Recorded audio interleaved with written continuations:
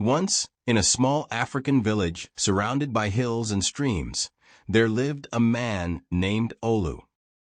Olu was infamous for being lazy, but always dreaming big. He would sit by the village well every day, telling anyone who would listen about his plans to become the richest man in the land, without ever lifting a finger. One evening, as Olu sat by the well, a strange old man appeared out of nowhere.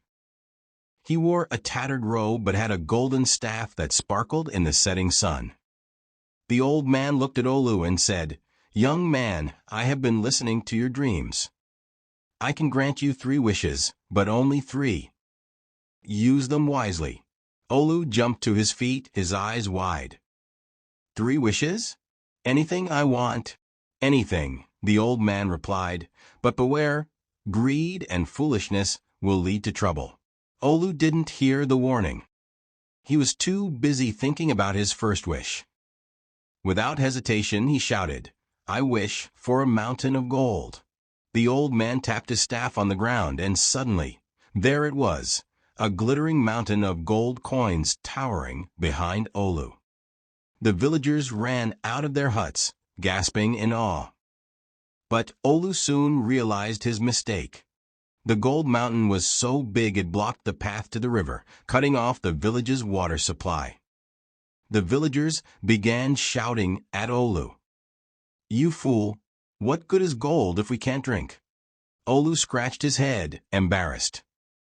"Fine, fine, I'll fix it." Turning to the old man, he said, "For my second wish, I want the mountain of gold turned into water." The old man tapped his staff again, and the gold disappeared, replaced by a massive lake that spread across the entire village. Houses, crops, and even Olu's hut were submerged. The villagers waded through the water, furious that you've flooded the village, they shouted. "Now we have too much water and no homes." Panicking, Olu shouted, "Wait, I can fix this." "Old man, for my final wish, I want everything to go back to the way it was before." The old man sighed but granted the wish. With a tap of his staff, the gold and water vanished. The village was restored to its original state as if nothing had happened.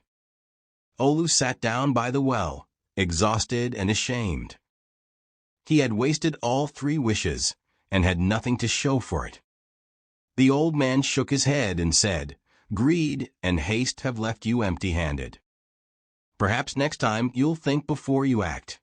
With that, the old man vanished. From that day on, Olu stopped dreaming of shortcuts to wealth. Instead, he rolled up his sleeves and began working in the fields with the other villagers. Though he had no gold or magic, he found that hard work brought him something even better: the respect of his community.